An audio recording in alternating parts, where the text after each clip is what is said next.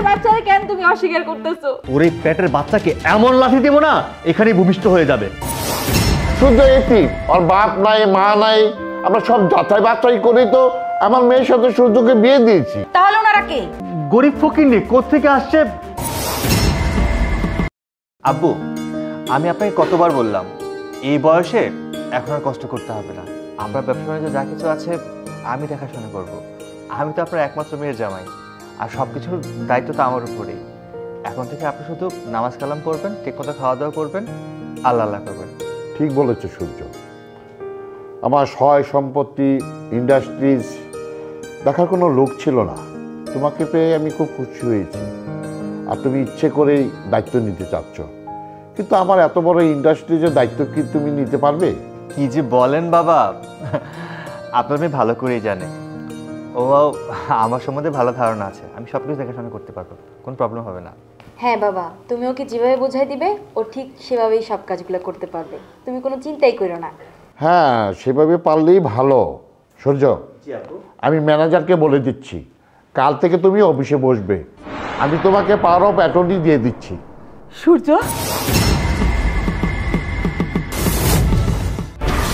কি রে বাজা, তুই কেমন আছো? কত জায়গায় জায়গায় তোরে খুঁজছি, কোথাও পাই নাই। কালকে হঠাৎ একজনে তোর ঠিকানা দিল, এই খুঁজিয়া তোর কাছে আইলাম। এই এই কে তুই? কে তুই? আমার নাম ধরে ডাকছিস, আবার তুই করে বলছিস, আর এমনভাবে কথা বলছিস তুই আমার অনেক আপনজন। ওগো, তুমি এমন করতেছো কেন? তুমি কেমন আছো? সেই যে কবে আমগো গ্রামের ভালা রেখে আইছো, আর তো কোনোদিন খোঁজ খবরও নিল না। দেখছো আমার পেটের বাচ্চাটা কত বড় হয়ে গেছে, এখন যদি তুমি আমার পাশে না থাকো তাহলে আমি কার কাছে সুখ দুঃখের কথা কমু? সূর্য, ওনারা এসব কি বলতেছে? উনি তোমার মা আর ইনি তোমার বউ, তুমি না বলছো তুমি এতিম, তোমার কেউ নাই এই পৃথিবীতে, তাহলে ওনারা কে? বিশ্বাস করো, গরিব ফকিন্নি কোত্থেকে আসছে, মানে কোনো উদ্দেশ্য নিয়ে আসছে, বুঝছো, টাকা পয়সা হাসিল করার জন্য। দেখেছো না কি, একজন মা এসেছে, একজন বউ, আমার পেটে বাচ্চা, সব সব ধান্দা ধান্দা, বুঝছো। এই ঠিক কে তুই? হ্যাঁ, তোকে আমি চিনি না। সূর্য, তোর বুকের ভিতরে বছর দিয়ে উঠতেছে না যে আমি তোর মা, তোর চোখের সামনে দাঁড়ানো, আর এই যে তোর বউ, আমাকে কথা বাদেই দে, এই যে তোর বাচ্চা, কয়দিন পর তোরে বাবা কইয়া ডাকবো, কিরে তোর মনে পড়তেছে না? এই তোকে আমি বলেছি না তোকে আমি চিনি না, কে তুই? কিসের মা দাবি করছিস আমার তুই? আর তুমি তো জানো আমার কেউ নেই পৃথিবীতে, আর ওরা কোত্থেকে না কোত্থেকে এসে আমাদের সংসারের মধ্যে অশান্তি সৃষ্টি করতেছে, বুঝছো। হ্যাঁ, আমরা তো তাই জানি, সূর্য এতিম, ওর বাপ নাই মা নাই, আমরা সব যাচাই বাছাই করি তো আমার মেয়ের সাথে সূর্যকে বিয়ে দিয়েছি। এই কি হয়েছে তোমার? তুমি এমন করতেছো কেন? তুমি না আমার ভালোবাসা বিয়ে করছিলা, আর এখন তুমি আমার অস্বীকার করতেছো। আচ্ছা মানলাম, ঢাকা শহর আইসা তুমি অনেক সুন্দর সুন্দর মাইয়া দেখছো, তাই কি আমার অস্বীকার করো? কিন্তু আমার পেটের বাচ্চারে কেন তুমি অস্বীকার করতেছো? আমি এই বাচ্চার কি পরিচয় দিব যদি তুমি আমার অস্বীকার করো? চুপ চুপ, কি দোহাই দিচ্ছিস? বাচ্চা না, তোকেই তো আমি চিনি না। আর তুই তো আরেকটা কথা বলিস না, তোর এই পেটের বাচ্চাকে এমন লাথি দেবো না এখানেই ভূমিষ্ঠ হয়ে যাবে। না না সূর্য, না, তুই এটা করতে পারিস না। এই মাইয়াটার কি দোষ ছিল? তখন তো আমি কতবার করে কইছি এই মাইয়াটার বিয়ে করিস না, তোর এখনো বয়স হয় নাই, আমার কথা শুনস নাই, জোর কইরা মাইয়াটারে উঠায় নিয়ে এসে বিয়ে করছস। আজকে এই মাইয়াটার কপালে এই দুর্দশা ছিল। কিসব বলছেন আপনারা? না ভাই সাহেব, আমরা একটা মিথ্যা কথা কইতেছি না, সব সত্য কথা।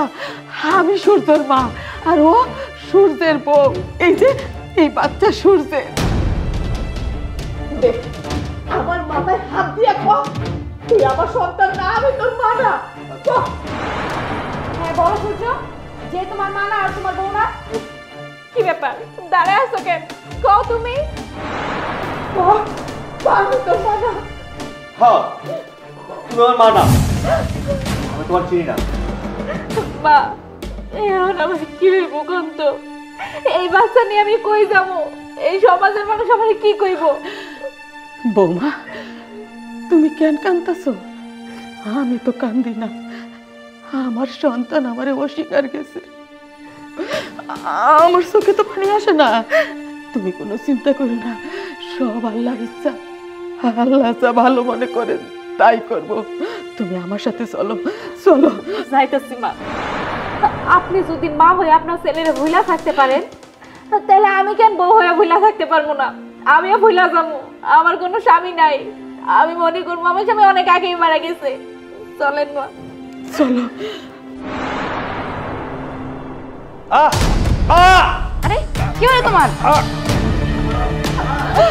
না, তুমি ওইখানে যাইতে পারবে না। তুমি একটাই যাবে না। চলো আমার সাথে। বাবা, আমার মনে হয় ওনারা যা বলছে সত্যি বলছে। না হলে দেখলা না, ও ওনার মাথায় হাত দিয়ে মিথ্যা কথা বলছে, তাই আল্লাহ ওকে সাথে সাথে বিচার করে দিছে। বাবা, এই শয়তানটাকে আর এক মুহূর্ত এখানে রাখবা না, ওকে বস্তায় করে রাস্তায় ফেলে দিয়ে আসো। আমার তাই মনে হচ্ছে, ওই নিশ্চয় অপরাধ করছে। ওই মহিলা অবশ্যই তোর মা, নাহলে এই সাথে সাথে এই ধরনের ঘটনা আমি কখনো দেখি নাই। করেন করেন, এই শয়তানটাকে রাস্তায় ফালাই দে। আয়